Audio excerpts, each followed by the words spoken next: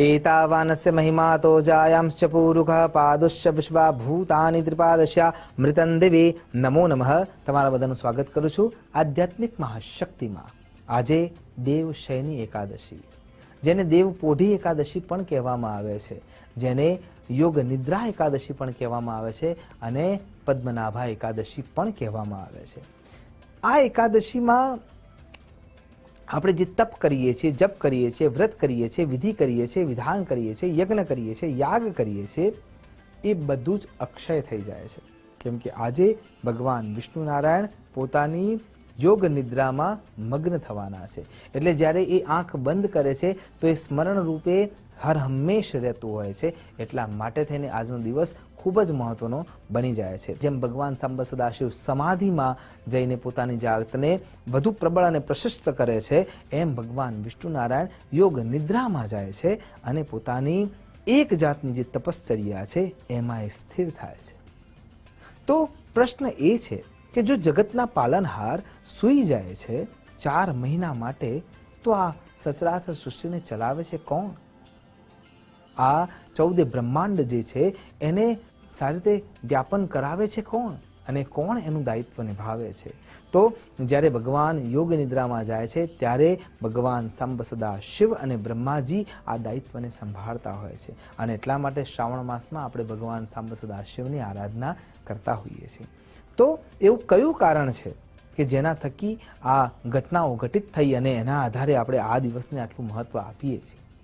તો સૌથી પહેલું યુધિષ્ઠિર મહારાજના પ્રશ્નોના જવાબમાં ભગવાન શ્રી કૃષ્ણ એમ કહે છે કે આષાઢ માસના શુક્લ પક્ષની જે એકાદશી છે એને દેવશયની એકાદશી કહેવામાં આવે છે અને એ દિવસે ભગવાન વિષ્ણુ નારાયણ યોગ નિદ્રામાં જતા રહે છે। તો સૌથી પહેલું તથ્ય અને પહેલું કારણ એ છે કે જ્યારે ભગવાન વિષ્ણુ નારાયણ પોતાની તમામ પ્રકારની તત્વજ્ઞ શક્તિઓને પોતાના અંદર આત્મસાત કરી રહ્યા હતા, એટલે કે સુદર્શન ચક્રને ધારણ કરી રહ્યા હતા, પોતાની અષ્ટસિદ્ધિઓ અણીમાં ગણીમાં લગીમાં પ્રાકમ્ય ઈશિત્વ વિશિત્વ આ બધાને જ્યારે પોતાના શરીરમાં જગ્યા આપી રહ્યા હતા, ત્યારે યોગ માયા ત્યાં પ્રગટ થાય છે અને ભગવાનને નમન કરીને એમ કહે છે કે પ્રભુ મારું સ્થાન ક્યાં છે? અને એ વખતે શ્રી હરિનારાયણ એવું કહે છે કે તમે તો મારી દ્રષ્ટિ છો। જ્યારે હું કોઈ વ્યક્તિને સજા આપવાની છે અથવા એના ઉપર કૃપા કરવાની છે અથવા એને માયામાંથી દૂર કરવાનો છે અથવા એને માયામાં મૂકવાનો છે, તો એમાં મારી દ્રષ્ટિ જ્યારે પડે છે ત્યારે એ તમારા થકી પડે છે અને એટલા માટે તમે મારી આંખોમાં વ્યાપ્ત રહેશો। તમારું એક નામ યોગ નિદ્રા છે અને જ્યારે મારે મારી ઉર્જાને આત્મસાત કરવી છે ત્યારે મારે તમારી જરૂર છે। ભગવાન યોગ નિદ્રાને પોતાની આંખોમાં સ્થાન આપે છે અને એમને પણ એવું સમજાવે છે કે હું જગતનો પાલનહાર છું। એક વધારે અંતરાલથી જો હું તમારા સાથે સમય વ્યાપન કરું તો આ સચરાચર સૃષ્ટિનું જે વ્યાપન છે એ અટકી જાય અને એટલા માટે એ પોષણ તત્વને પૂરું પાડવાની જે મારું દાયિત્વ છે, જવાબદારી છે, એ હું નિભાવી ના શકું। એટલા માટે કેવળ 4 માહ માટે થઈને હું તમારા સાથે રમણ કરીશ અને એ હેતુથી ભગવાન યોગ નિદ્રાને પોતાના ચક્ષુમાં આ 4 મહિના માટે સ્થિર કરે છે। અને આ પહેલા તથ્ય દ્વારા આપણે એવું સમજી શકીએ છીએ કે આ દેવશયની એકાદશી કેમ છે। જો આપણે વિચાર કરવા જઈએ તો બ્રહ્માજીના મુખેથી વેદો પ્રગટ થયા, 4 વેદો દ્વારા યજ્ઞ યાગાદિ કર્મ થવાની શરૂઆત થઈ ગઈ અને એ વખતે શંખાસુર નામનો જે દૈત્ય છે, 2 મત મળે છે, કોઈ જગ્યાએ હયગ્રીવ નામ આવે છે ને કોઈ જગ્યાએ શંખાસુર નામ આવે છે। તો શંખાસુર નામનું જે દૈત્ય છે એ દૈત્યના મનમાં એમ થયું કે હું આ જો વેદોને લઈ લઉં તો રાજા મહારાજાઓ, દેવો, દનુજો, મનુજો અને તમામ પ્રકારના ઐશ્વર્ય શક્તિ પ્રાપ્ત કરનારા જીવાત્માઓ બધા જ મારા ગુલામ થઈ જશે। કેમ કે યજ્ઞના અંદર જે હોમ થાય છે એમાંથી જે હોમ તત્વ મળે છે, જેને આપણે સોમરસ કહીએ છીએ, એના થકી જ દેવો શક્તિ પ્રાપ્ત કરે છે અને એટલા માટે એ જે શંખાસુર છે એ બ્રહ્માજી પાસેથી 4 વેદોને લઈને સમુદ્રના ગર્ભમાં જતો રહે છે।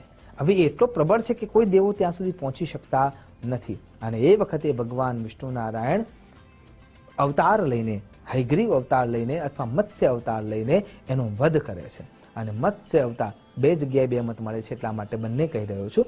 તો એ અવતાર લઈને એનો નાશ કરે છે અને વેદોને મુક્ત કરે છે.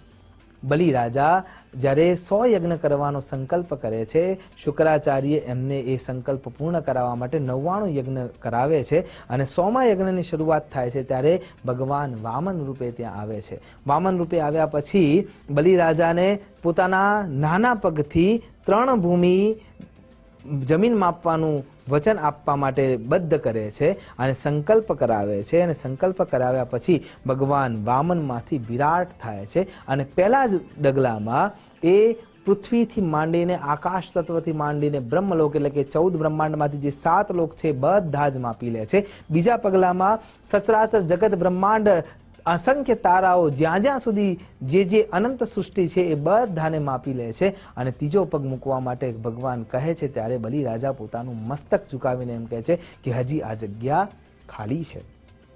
અને એ વખતે ભગવાનના માથા ઉપર પગ મૂકીને એને સૂતળ લોકનો રાજા બનાવે છે અને અષ્ટમ મનુ તરીકે પણ એ ભવિષ્યમાં સ્થાપિત થશે એવું વચન આપે છે. અને આટલા ખુશીના સમયમાં બલિ રાજાને ભગવાન વરદાન માગવાનું કહે છે ત્યારે એમ કહે છે કે જ્યાં હું છું ત્યાં મારા રક્ષક તરીકે તમારે હોવું પડશે. અને એટલા માટે ભગવાન આ જગ્યાએથી ચલિત થઈને બલિ રાજાના લોકમાં ત્યાં દ્વારપાલ તરીકે ઊભા થઈ જાય છે. પણ ભગવાનને એ પ્રમાણે ના રાખી શકાય એટલા માટે થઈને એ પોતાના નિજ પ્રાગટ્ય સ્થાનમાં લઈ આવે છે અને ત્યાં એમને સેવા શુશ્રૂષા કરીને આરામ આપવા માટે વિચાર કરે છે. બલિ રાજાની આ વ્યવસ્થા જોઈને એ લોક ખુશ છે, પણ બીજા જે લોક છે ત્યાં અવ્યવસ્થા થાય છે, કેમ કે એનું પાલન પોષણ કરવાનું કાર્ય અટકી જાય છે. અને એટલા માટે ભગવતી લક્ષ્મી રક્ષાબંધનના દિવસે બલિ રાજા પાસે જઈને એને રક્ષા સૂત્ર બાંધીને એમના બદલામાં ભગવાનને લઈ લેવા માંગે છે. અને આ 4 મહિના ભગવાન ત્યાં રહે એવું વચન બલિ રાજા માગી લે છે. એટલા માટે દર વર્ષે આ ચાતુર્માસના અંદર દેવશયની એકાદશીના દિવસે ભગવાન બલિ રાજા પાસે જાય છે અને ક્ષીર સમુદ્રમાં એ આરામ કરતા હોય છે, યોગ નિદ્રામાં યોગ નિદ્રા સાથે પણ રમણ કરતા હોય છે. તો આ છે દેવશયની એકાદશી. અને દેવ શયન કરે તો જેમ મેં કહ્યું એ પ્રમાણે ભગવાન સાંબ સદા શિવનું દાયિત્વ બને છે અને ભગવાન બ્રહ્માજીનું દાયિત્વ બને છે. પણ કોઈ એક ઘટના થકી આ કાર્ય ક્યારેય થયું નથી અને એટલા માટે આનાથી પણ વધારે ઘટનાઓ ત્યાં વિદિત જ છે. પણ કહેવાનો અર્થ એ છે કે આપણે આપણા તપશ્ચર્યાને પ્રબળ બનાવવા માટે આ એક ઉત્તમ સમય જે ચાતુર્માસ રૂપે આવે છે, જેની શરૂઆત આજના દિવસથી થાય છે, તો એ મોકો ખરા અર્થમાં અવસર બની જવો જોઈએ.